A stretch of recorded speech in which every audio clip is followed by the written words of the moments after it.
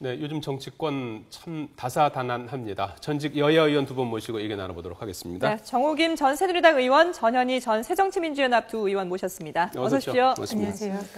자, 어제는 이제 새누리당, 오늘은 또 새정치민주연합 당직자 출신 50여 명이 탈당을 한다고 오후에 이제 기자회견을 한다고 하는데요. 네. 이분들은 전직 당직자들인 건가요? 네, 지난번에 아마 그 천정배 전 의원님, 현재 의원님이죠. 예. 천정배 의원의 그 호남에서의 당선을 아마 도왔던 분들이 중심으로 이번에 탈당 선언을 할 것 같습니다. 그 배경은 지금 어떻게 알려져 있습니까? 제가 그 중에 한 분이랑 오늘 통화를 해봤었는데요. 사실상 그 지난번에 한번 탈당을 하려고 준비를 했다가 여러 가지 당 내외 상황으로 탈당을 미루고 있다가 이번에 이제 그 탈당을 하게 됐는데요. 그 배경은 지금 호남 민심이 새정연의 그리고 또 이제 문재인 대표에 대한 지도력, 리더십의 구심을 가지고 많이 흔들리는 상황에서 지금 이제 천정배 의원을 중심으로 하는 새로운 신당 흐름에 힘을 보태고 그리고 또 지금 의원들이 지금 새정연에서 아직은 어떤 공천이라든지 총선을 의식해서 탈당하지 못하고 있는데 이 부분에 대해서 당직자들이 먼저 나서서 선도 탈당한다. 그런 의미가 있는 것 같습니다. 그러면 천정배 의원을 중심으로 해서 다시 이렇게 당이 뭔가 하나 새로 나올 가능성이 있는 건가요? 지금 현재 천정배 의원을 중심으로 호남 신당을 얘기를 하고 있는데 그 호남 신당이 아니라 최근에 얘기 들리는 바로는 전국 신당을 이렇게 이제 준비를 하고 있다고 합니다. 그래서 가장 구심점이 되는 것은 아무래도 호남 쪽이기 때문에 지금 현재로서는 특별한 변화가 없으면은 그 분당이나 탈당이 쉽지가 않기 때문에 당직자들이 먼저 선도 탈당을 해서 그런 이제 흐름을 앞으로 이제 이끌어보겠다 그런 취지로 이번에 탈당 지금 선언을 하고 있는 걸로 이렇게 파악이 됩니다. 지금 좀 일이긴 합니다만 신당이 만들어진다 그러면 전국 정당이 될 걸로 이렇게 예상되는 건가요? 지금 사실상 이 당을 탈당을 해서 새로운 당을 만드는 것은 현실적으로 정치 이런 계에서는 쉬운 일은 아니거든요. 비용이라든지 또 여러 가지 국민의 지지라든지. 그런데 현직 국회의원이 또 옮겨가야 이제 어느 정도 그러니까 현재로서는 현직 의원은 아무도 움직이지 않고 있는 상황이기 때문에 실제로 탈당을 해서 이런 분당까지 그리고 또 새로운 정당의 창당까지는 쉽지는 않을 거라고 보이고요. 그냥 이 흐름이 또 정치의 흐름에 따라서 어떤 식으로 좌우가 될지는 좀 지켜볼 필요가 있을 것 같습니다. 지금 화면에 박지원 의원이 나오고 있는데 사실 박지원 의원도 신당 창당 가능성 그동안에 조금 내비치기도 했었거든요.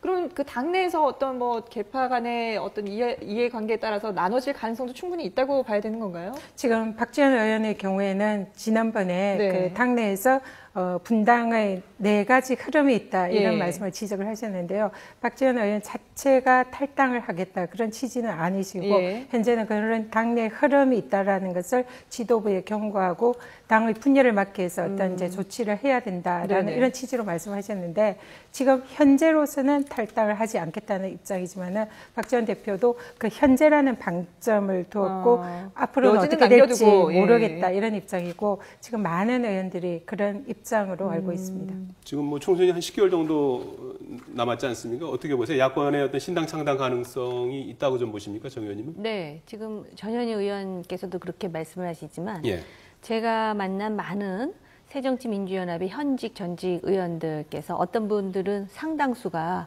기정사실화하고 지금은 현직 의원들이 움직이지 않는다 그랬지만 이게 이제 올해 말로 가게 되면은 지금 그 혁신위의 안이 어떻게 나오느냐, 또 문재인 대표가 어떤 행보를 취하느냐에 따라서 그 원심력이 굉장히 커질 개연성이 있는 것이죠. 그래서 또 야당이 저런 상황이 되다 보니까 얼마 전에 모 언론에서 그렇다면은 소위 그 이념 스펙트럼에서 아주 오른쪽에 있는 계파, 또 아주 왼쪽에 있는 계파, 그리고 중간지대에 있는 사람들이 또 새로운 그 중도 신당을 만들 수도 있지 않느냐 이런 또 흥미로운 그런 그 제언도 하는 그런 상황입니다.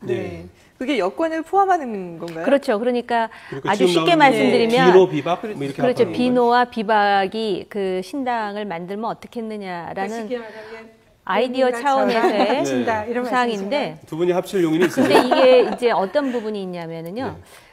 이 정치인들도 자신들의 어떤 그 정치적 행보의 그 메모리에 상당히 의존하는 것 같습니다. 네. 그래서 상대당의 경우에는 신당을 창당해서 성공한 사례가 있기 때문에 자꾸 이제 원심력으로 나가는 것이고 저희 새누리당 같은 경우는 누구든 먼저 나간 사람이 잘된 정당으로서 이렇게 그 정립된 예가 없었습니다.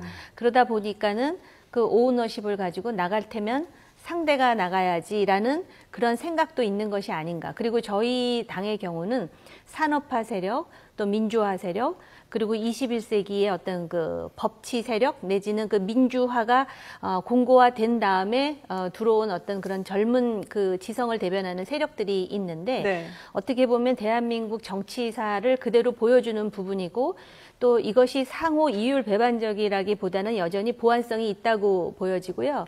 그 대표적인 예가 어저께 유승민 원내대표가 예. 원내대표 사퇴의 그 변을 내놓으면서 여전히 따뜻한 보수로서 당내에서 나름대로의 정치 활동을 하겠다라는 뉘앙스로 그 떠나가는 하나의 그 자료를 낸 것도 그 일환이 아니겠는가 저 개인적으로 그렇게 해석을 하고 있습니다. 예. 전현 의원님한테 좀 더 추가로 여쭤볼게요. 지금 김상권 혁신의 사무총장 최고위원제 폐지라는 뭐 2차 혁신안을 내놓았는데요. 네. 이게 어떤 내용인데 이게 계속 좀 논란이 되고 있는 겁니까? 네, 지난번에 그 당 선출직 공직자 평가위원회를 구성한다는 그런 1차 혁신안에 이어서 오늘 새로운 이제 2차 혁신안을 내놨는데요. 사무총장직을 이제 없애고 사무총장의 역할을 분담해서 새로운 이제 그 본부장 단위로 개편을 한다는 것이고 그리고 이제 최고위원회를 없앤다 이런 이제 지금 내용을 위주로 하고 있습니다. 근데 지금 이게 이제 여러 가지 그 혁신안이 우리 새정치민주연합의 여러 가지 기존의 문제점을 개선하고 개혁하는 그런 의미도 분명히 있다고 생각을 합니다. 그렇지만은 제가 보기에는 좀 상당히 문제점이 있는데요. 그 중에 하나로는 지금 이번 혁신위의 역할이 시작이 된 것이 지난번에 보궐선거 때에 새정련이 패배를 하면서 문재인 대표에게 책임을 묻는 차원에서 이 부분을 이제 당의 혁신위를 띄우면서 그 혁신위에 그런 역할을 주겠다 이렇게 시작을 했거든요. 그래서 문재인 대표의 책임 부분이 사실은 이 혁신위 출발의 계기가 되었었는데 이번 혁신위 안으로는 대표의 책임을 묻기보다는 오히려 권한을 강화하는 쪽으로 그래서 일각에서는 마치 총재에 버금가는 그런 권한을 줬다 이렇게 얘기를 하거든요. 왜냐하면 사무총장직을 없애면서 이 5개 본부장으로 개편하면서 다 대표에게 그 임명 권한이 있고 또 외부 그런 어떤 선출직 공직자 평가를 하는 위원회를 구성하는 것도 대표에게 권한을 다 줬고 그런 측면에서 대표의 권한이 더 강화가 됐고요. 그리고 또 문제는 최고위원회를 폐지를 하겠다는데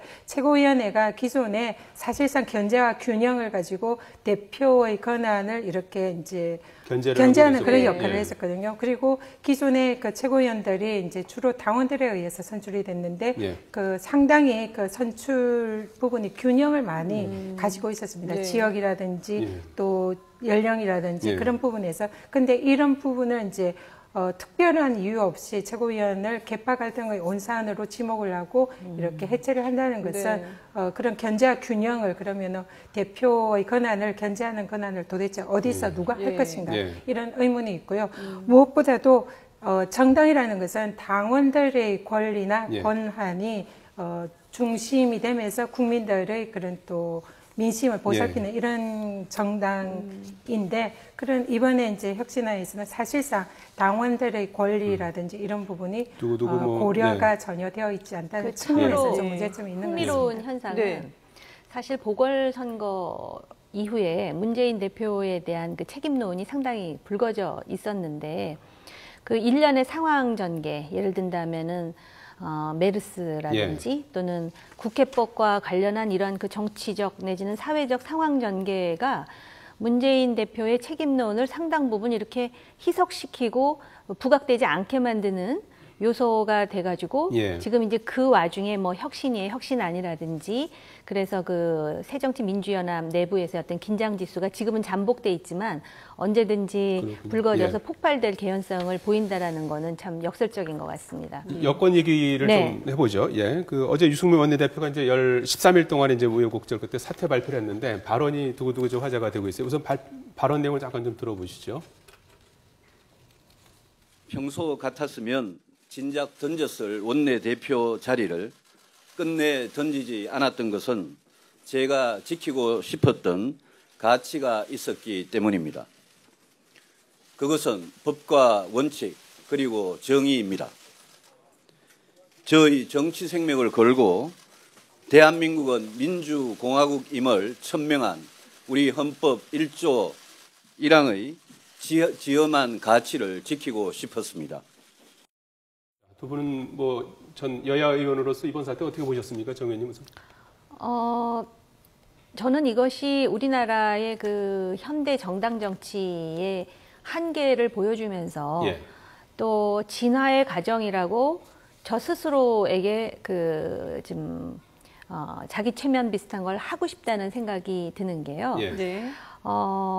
그 유승민 원내대표의 그 사퇴 과정에서 사실은 이미 많은 언론에서 지적이 됐듯이 이 자체가 과연 그 절차적 민주주의 시스템에 합당한 것이냐라는 여러 가지 논란이 제기됐던 것도 사실이고, 그런데 또 그 유승민 원내대표의 이 사퇴의 원인 제공은 또 국회법 개정안이라는 거 아닙니까? 네. 근데 국회법 개정안 자체도 사실은 국회에서 211명의 국회의원들이 찬성을 하기는 했지만 네.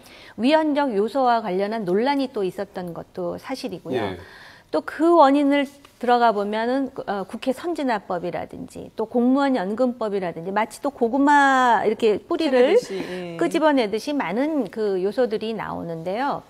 어찌됐든 어제의 그 새누리당의 상황을 가지고 많은 해석이 나오는데 제가 한 가지 저 나름대로 이제 관점에서 해석을 해보자면 네. 우리 당 내에 저렇게 따뜻한 보수 정의를 지향하는 일련의 정치인들이 있다라고 하는 것은 예. 굉장히 자산이 될 것이고요. 네. 예. 야당인 새정치민주연합이 어떻게 보면은 굉장히 긴장해야 될 대목이라고 생각을 하고요. 예. 또 이미 말씀드렸듯이 그런 그 결과로서 어쨌든 지금 사태를 정리했지 않습니까? 네. 논란이 있음에도 불구하고 그럼으로써 대통령이 우리 국정 과제라고 할 수 있는 중요한 공공, 금융, 뭐 교육, 노동에 있어서의 4대 개혁을 추진할 수 있는 하나의 어떤 틀을 잡았다라는 점에서는 또 이제 예. 앞으로 이제 잘 추진돼야 되겠죠. 네. 예. 또 김무성 그 당대표의 입장에서는 사실 중간에서 굉장히 고뇌가 있었지만 당대표로서 이 문제를 이렇게 수습했다고 하는 것에 대해서는 어느 정도 인정을 해줄 필요가 있는 것이, 만약에 예. 이게 사건이 더 확대돼 가지고 예를 들어서 그 최고위원회가 일괄 사퇴를 한다든지 아니면은 뭐 대통령의 탈당이라든지 네. 이런 부분으로 이어졌다면 또 당대표로서 또 다른 지탄을 받았을 거거든요. 네. 그래서 상당히 그 만족스럽지 않다 하더라도 진화의 한 과정으로서 이해될 수밖에 없다라고 진화의 생각을 한 합니다. 과정이고 좀 긍정적인 면을 많이 말씀해 주셨는데 네. 전 의원님은 좀 반대쪽에서 좀 말씀을 좀 해주시겠습니까? 그러면? 네, 저는 이번에 유승민 대표의 이제 마지막 기자회견을 보면서 멋있다 이런 생각을 했습니다. 예. 사실상 우리나라의 새로운 이 리더십을 가진 지도자가 탄생하는 순간을 본 것 같은 그런 생각이 들었고요. 그래서 쓴소리를 하고 싶었으나 그 부분에 있어서는 칭찬을 해줄 수밖에 없는 그런 상황입니다. 그래서 우리나라 최고의 정치적 지도자인 대통령을 상대로 당당하게 맞섰고, 그리고 또 이번에 그 일성이 자신이 그 헌법 1조 1항 대한민국 민주공화국이다, 이것을 지키고 싶었다, 이 가치를 지키는 정치인이 되고 싶었다, 이런 얘기를 했는데요. 마치 이제 그동안 박근혜 대통령이 왕조 시대에 가까운 그런 리더십을 보였다라는 그런 지적이 많았는데, 네. 반대로 이제 대척점에서 유승민 대표가 거기에 대해서 이렇게 이제 지지율도 많이 급상승했어요. 그래서 이번에 이 상황으로 인해서 유승민 원내대표가 사실상 저는 굉장히 많이 얻었다고 생각합니다. 예. 그래서 국민들에게 강력한 인상을 줬고, 그러한 상황에서 이번에 예. 이제 대선 여당 대선 주자 2위로 우뚝 올랐었는데요. 그렇죠. 예. 그래서 이 부분에 있어서는 좀 칭찬을 해주고 싶고 앞으로 아마 새누리당에서도 박근혜 대통령에 대해서 이런 부분에 대해서 유승민 원내대표의 상황으로 더 많은 이런 이제 제2의, 제3의 유승민이 나오지 않을까 그런 생각이 듭니다. 예. 지금 지지율까지는 이제 이렇게 뭐 급등하고 이제 이렇게 된 현상은 어떻게 보십니까? 그게 아마 우리 사회의 여론, 그 다음에 우리 민주주의 체제, 제가 진화라고 이제 애둘러서 표현을 드렸는데, 그거의 한 표현이라고 생각을 하고요. 바로 그 유승민 그 전 원내대표가 새누리당 소속 정치인이고, 바로 이제 그런 목소리가 이 보수 또는 새누리당 지지 기반의 외연을 확대할 수 있는 계기가 될 수 있다고 저는 생각을 하고요. 맞습니다. 굉장히 또 이제 우리가 총선뿐만 네. 아니라 이제 대선이라든지 할 때 사실은 국민들께 저희 당에는 이런 잠재적 후보, 이런 후보들이 많이 있다라는 것을 보여준다는 차원에서도 그렇다고 생각을 하고요. 그 다음에 이제 그 일련의 그 대통령이라든지 또는 그 친박, 개파에서 이제 보여주는 일련의 행동에 대해서는 유감스러운 부분이 있지만 현실적으로 어제 의총에서의 그 결론은 결국은 그럼에도 불구하고 당이 이렇게 깨지는 것보다는 화합해서 뭔가 책임 여당의 모습을 보여주겠다라는 다수 의원들의 고육책이었고 유승민 원내대표가 대한민국은 민주공화국이다라는 그 일성은 바로 본인이 의총에 의해서 선출됐기 때문에 본인이 나가는 절차도 의총에 의해서 나가는 것이 맞다라는 차원에서의 그 일성이다 이렇게 볼 수도 있을 것 같습니다. 예, 야당에서는 뭐 두려운 부분이다라고 이제 말씀해 주셨는데 지금 그 상당히 좀 그 야당 의원들도 이제 긍정적인 그 발언들을 많이 했어요. 안철수 의원 같은 경우에도 뭐 오늘은 뭐 새로움이 낡음에 패배한 날이다 이런 얘기를 했고 이종걸 원내대표도 뭐 태풍이 불 때 나무가 부러질 수 있고 부러질 수도 있지만 좋은 나무는 제목으로 남는다 뭐 이런 언급들을 했어요. 야당 의원들이 이렇게 호의적으로 생각하는 배경은 뭐죠? 그동안 죄송합니다. 유승민 원내대표가 그 기존에 이런 이제 좀 따뜻하고 정의로운 이런 보수를 가치를 내세우면서 경제 부분에 있어서도 그 경제 민주화에 가까운 그런 말씀을 많이 하셨고 또 무엇보다도 정치 없는 이런 복지는 가능하지 않다라는 그래서 야당의 입장에 부합하는 그런 경제관과 복지관에 관련된 그런 지적들을 많이 하셨습니다. 그래서 그런 부분에 있어서 야당의 이제 그런 노선에 부합하는 측면이 있고요. 또 무엇보다도 권위랑 이런 권력에 맞서는 이런 모습이 많은 국민들의 지지를 받고 있으니 야당의 입장에서는 사실상 또 여당은 찬성을 하더라도 뭐 공천이라든지 또 당내의 노선이나 이념 문제로 유승민 원내대표를 대놓고 지지를 하기가 힘든 측면이 있지만 국민들이 유승민 원내대표를 사실상 많이 지지를 했고 그런 흐름이 야당 정치인들에게도 반영이 된 게 아닌가 싶습니다. 그래서 제가 좀 두렵다 이렇게 얘기를 한 게 유승민 원내대표 이번에 여러 가지 모습이 사실상 국민들이 많은 지지를 이끌어냈거든요. 그러면서 야당에서조차 수긍할 수밖에 없는 그런 모습을 보였기 때문에 우리 정호김 의원님이 지적한 것과 마찬가지로 여당이지만 보수지만 상당히 확장력을 가진 그런 보수로서의 자리매김을 하였기 때문에 앞으로 굉장히 그 잠재적인 야당으로서는 위협이 될 수 있는 그런 정치인이거든요. 정 의원님 뭐 하실 말씀이 있으신 것 같아요. 시간이 다 돼서 제가 10초만 말씀드리자면 바로 그 유승민 원내대표나 저희 새누리당에서 생각하는 따뜻한 보수는 자본주의 5.0이라고 하는 그 틀 속에서의 보수이고요. 그러나 안보라든지 외교라든지 통일 문제에 있어서는 우리가 기존에 그 상당히 그 원칙이 있으면서 그 포용에 있어서도 그 어떤 그 남북 간의 대화와 소통을 하되 우리 국민에 대한 도발에 대해서는 용납하지 않겠다는 그 틀을 분명히 유지하고 있다는 말씀을 꼭 드려야 되겠습니다. 알겠습니다. 전현희 전 새정치민주연합 의원, 정호김 전 새누리당 의원 두 분 수고해 주셨습니다. 고맙습니다. 고맙습니다.